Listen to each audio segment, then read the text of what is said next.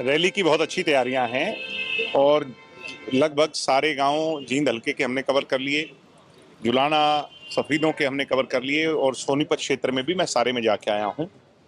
मुझे लगता है ऐतिहासिक रैली होगी और लोकसभा क्षेत्र के हिसाब से होने वाली हरियाणा की सबसे बड़ी रैली। दिग्विजय जी, जो कल जुलाना की इकाई ने पार्टी को छोड़ने का काम किया, उस पर क्या कुछ कहीं उन्होंने नाराजगी व्यक्त की? बताया जा रहा है कि विधायक जी से कोई किसी बात पर मनमुटाव हुआ है और वो सभी पुराने लोग हैं। मैं तो पुराणों को ये मानता हूं कि वो हीरे मोती समान होते हैं। कोई किसी बात से नाराज है, मना लेंगे। मेरी वो हुई है चर्चा, मना लेंगे। आज अभय सिंह चौटाला जी का बयान आया है, अभी जुलाना में जो ट्रेलर सामने आया है वो पूरे हरियाणा में दिखाई देगा, क्या कुछ कहेंगे? अभय सिंह चौटाला जी को पहले अपने पार्टी के हालात के बारे में जानना चाहिए और वो हरियाणा में परिवर्तन से पहले उन्हें अपने स्वभाव में परिवर्तन करना चाहिए, उन्हें अपने गुस्से में परिवर्तन करना चाहिए। वो हर बात पे आग बबूला हो जाते हैं, फ्रस्ट्रेट हो जाते हैं और कभी कभी तो मुझे हैरानी होती है कि कांग्रेस से अलायंस करने की बहकी बहकी बातें करते हैं। कांग्रेस के नेताओं को एक तरफ गालियां देते हैं और दूसरी तरफ कांग्रेस से ही अलायंस की बात करते हैं।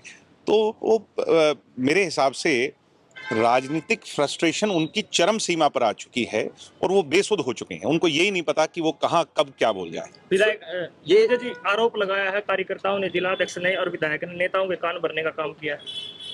ऐसा है कि मैं यहाँ से 2 चुनाव लड़ा हूँ, एक उपचुनाव लड़ा हूँ, एक लोकसभा का चुनाव लड़ा हूँ और ये सभी लोग हमारे साथ दिन रात लोगों के बीच में जाने वाले संघर्षशील कार्यकर्ता हैं और जितने भी लोग हैं इनसे मेरी 2-4-5 को छोड़ के सबसे टेलीफोन पे बात हुई है।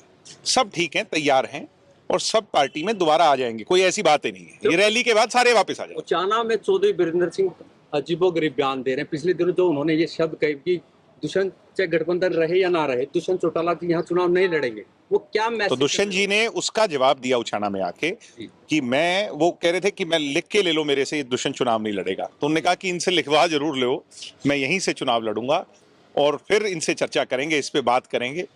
तो ये मैं ये मानता हूं कि सब लोगों ने एक, जितना भी विपक्ष है उसने एक टारगेट बना लिया दुष्यंत को। सब ये मानते हैं कि अभी 35 साल की उम्र में उप मुख्यमंत्री रहते हुए अगर इसको गिरा लिया तो गिरा लिया, आगे बस नहीं चलेगा तुम्हारा। अगर एक मौके मुख्यमंत्री बन गया तो फिर ये वो सारे काम ऐसे काम कर देगा जैसे चौधरी देवीलाल जी ने किए, जो सारी उम्र तक याद रखे। दुष्यंत जी का कोई तोड़ नहीं है, कोई सानी नहीं है। दुष्यंत जी से एक्सेप्टेबल छत्तीस बिरादरी का कोई नेता नहीं है।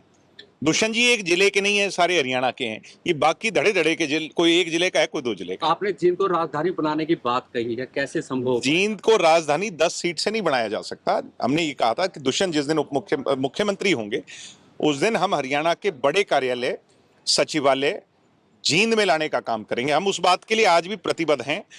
आप ये देखिए कि दुष्यंत जी के आने के बाद चाहे मेडिकल कॉलेज की बात हो, चाहे सड़कों के जाल की बात हो, आज चारों तरफ से रोड कनेक्टिविटी की बात हो, कितनी प्रोग्रेस इलाके के अंदर हुई है। जिन लोगों की आप बात कर रहे हैं बड़े बड़े पदों पर मंत्री रहे, ग्रामीण विकास मंत्रालय उनके पास रहा, कोई एक ईंट नहीं लगाई। दुष्यंत जी ने इतने काम किए, तो इसलिए निश्चित तौर पर जो अच्छे काम करता है उसके दुश्मन भी हो जाते हैं। पिछले दिनों एक उछाल आया था कि भाजपा जसपा गठबंधन टूटने जा रहा है, निर्दलीय विधायकों ने काफी बयानबाजी दी थी, लेकिन अब वो शांत हो गया कहीं ना कहीं। आपको लगता है कुछ विरोधी लोग हैं जो इस तरह प्रचार कर रहे हैं, क्या है? ऐसी कोई बात थी नहीं, ये एक चर्चा चला दी गई और जब भी इस तरह की कोई चर्चा चला दी जाए तो उस पर बवाल तो उठ ही जाता है, तो बवाल उठा होगा। मगर ऐसी कोई बात नहीं थी, क्योंकि काम अच्छा कर रहे हैं, दोनों लोग मिल करके कर रहे हैं, तो मेरे हिसाब से आवश्यकता ही नहीं है ऐसी बात। लोकसभा विधानसभा चुनाव एक साथ ही लड़ने जा रहे हैं क्या? ये पार्टी का निर्णय है, दोनों पार्टियां बैठ के निर्णय कर लेंगी। अगर मिल के लड़ेंगे तो ज्यादा अच्छा है, नहीं मिल के लड़े तो भी दोनों अलग अलग अपनी मजबूती से लड़ेंगे।